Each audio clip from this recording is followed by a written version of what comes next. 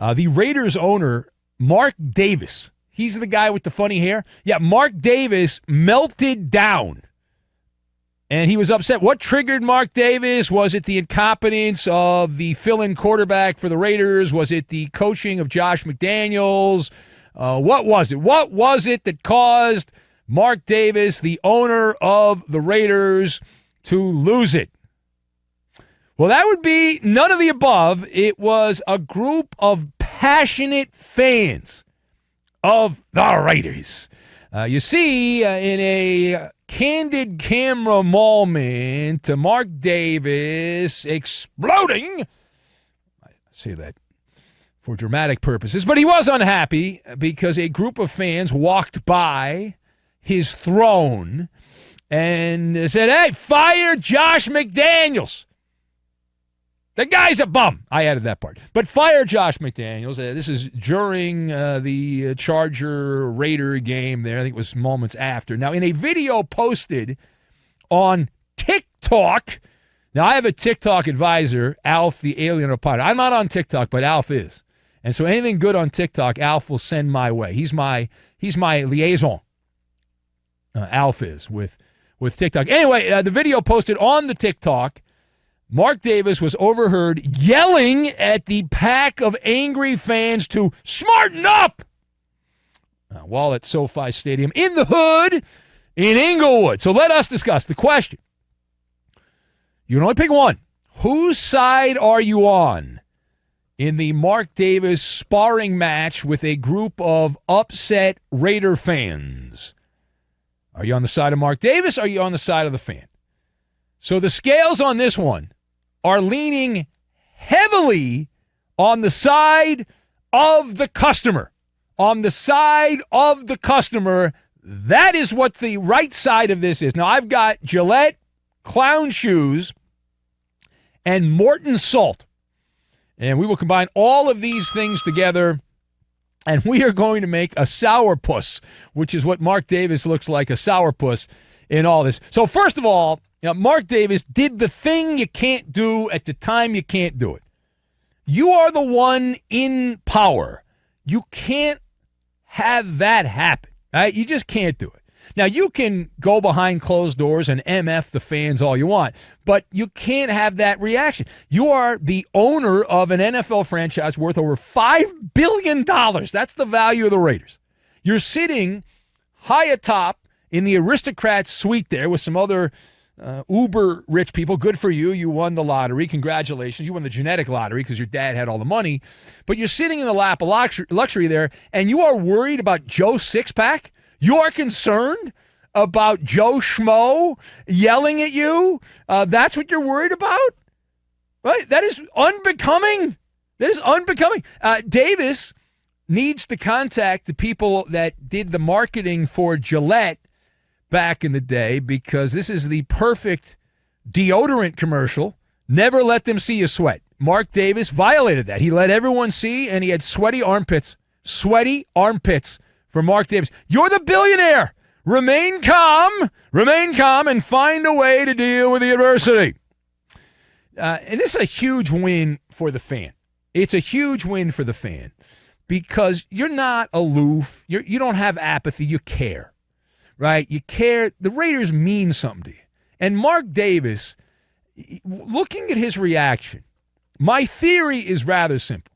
That Mark Davis realizes he effed this up, right? But he's dug himself a hole. He's worried about having to pay John Gruden a bunch of money because John Gruden's suing the NFL, and there's questions about whether or not the Raiders and the NFL are going to have to cook up some money for John Gruden for wrongful termination. And so that'll cost some money. And so they're worried about that. And Davis doesn't want to have to fire McDaniels and then pay another coach, which would be a third coach. But he also realizes at this point that Josh McDaniels is not it. Like, he's got the cooties. He doesn't know what he's doing. The guy's a stiff. And so what do? So that's why he reacted the way he reacted, was smarten up. McDaniels is 7-14 as coach of the Raiders. Is there any reason for optimism that this is going to get better for the Raiders in the near future? I don't see anything. I'm not Benny Brightside on this. I'm a realist. I look at the Raiders. I say, well, already missed one game. He'll probably miss 3 or 4 more games. If everything goes right for Garoppolo, he'll miss 3 or 4 games. He'll lose all 4 of those. You've already lost 3 games. So that'll get you up. By the time you do the math on that, everything goes right. Best case scenario is you end up winning like six games. You're like 6-11. That doesn't seem good to me. All right, now secondly, we go to Jersey. Now, what's going on in Jersey? The fallout from the Monday night football game continues to bounce around the pinball machine of sports chatter.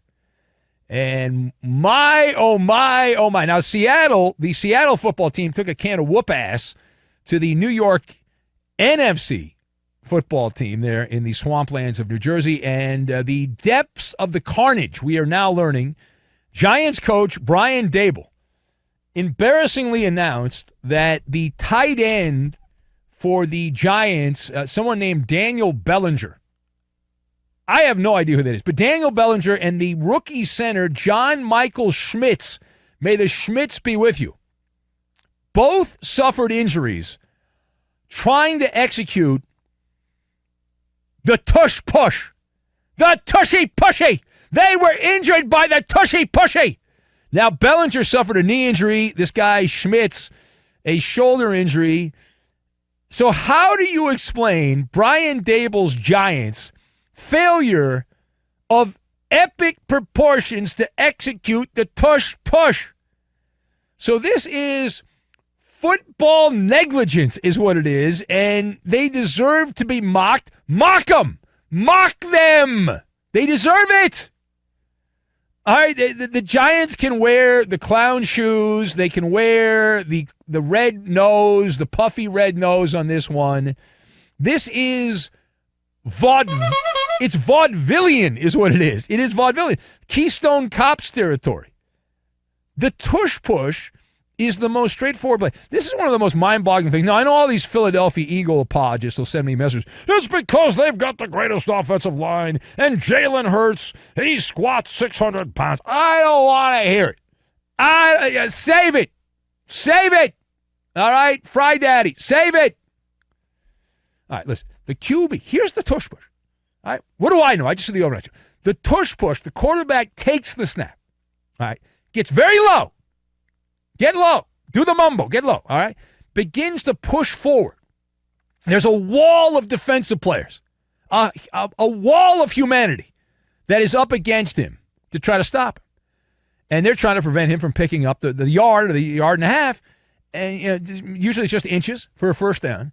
So right behind the quarterback, this is the key part here, you have a combination of a tight end, a wide receiver, a running back, and they're doing the pushy on the tushy. They're doing the pushy on the tushy. And so they push, and then all you need is a few inches. You get the first down. And these stumble bums with the Giants, they couldn't even figure it out. Micah Parsons called this a cheat code. The Cowboys guy said that's a cheat code. And so is it nobody else in the NFL squats? How about you go to a gym and squat a little bit and do better, be better? And have 2 guys injured on the same play? What is Poppy in San Diego, their offensive coordinator? All right, now, final thought. Last stop, we go to sweet home Chicago, and we have increased our audience tenfold. We used to only have Doc Mike in Chicago that was listening to the show, but now we've got a wild pack of diehard connoisseurs of marginal overnight sports radio in the Windy City that have picked up on the show.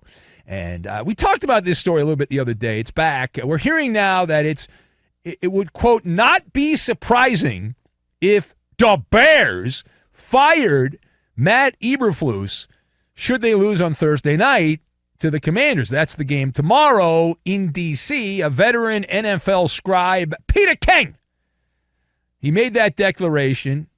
Now, we'll follow up on the previous Maller monologue, see if we have changed our position. Do you, the respected consumer, do you believe that the Chicago Bears would actually fire Matt Eberflues if they get run off the field by the Washington football team on Thursday night? So I am agnostic on this. I am not a believer. I am a heathen. I don't buy it.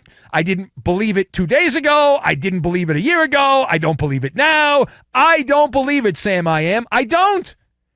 I take this with a grain of Morton Salt, which, by the way, is headquartered in Chicago.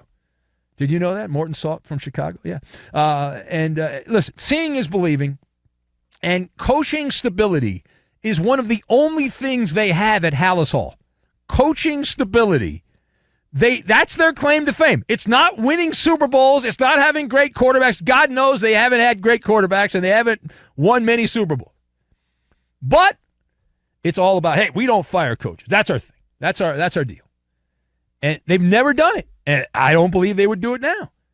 And the main problem, here's the flaw, the fly in the ointment, if you will, for Peter King. Who are they going to hire, right? Who are they going to look around? Matt Eberflues is not only the head coach, he's the defensive coordinator. So you fire him, you get rid of your defensive coordinator and your head coach. The offensive coordinator, this guy Luke Getsy, apparently doesn't know. I think there's guys playing Madden that are better at calling plays than Luke Getsy. So he's the offensive coordinator. So you can't hire him as the head coach. You can't promote him. Bad to the bone. And then you're like, well, what about the special teams? So somebody named Richard Hightower. I would rather have the guy that played Hightower in those old Police Academy movies than Richard Hightower, which is a dated reference, I know. But just bear with me. But no, the special teams stink. So you can't hire him. So what would you do? The only scenario where this would work, where the Bears fire their coach, there's only one scenario. They would have to channel Jim Irsay and hire a TV guy. Remember when Irsay fired the Colts coach and hired Jeff Saturday from ESPN? Yeah. So how about Skip Bayless as coach of the Chicago Bears? Does anyone say no? I don't say no. How about Stephen A. Smith coaching the Bears? Who says no? I don't. Hell, at this point, hire Craig Carton to coach the Bears. Why not just go, like, flip on the TV? Maybe you'll watch Benny versus the Penny. I'll get a phone call. I don't know. It might happen, and that's the only path.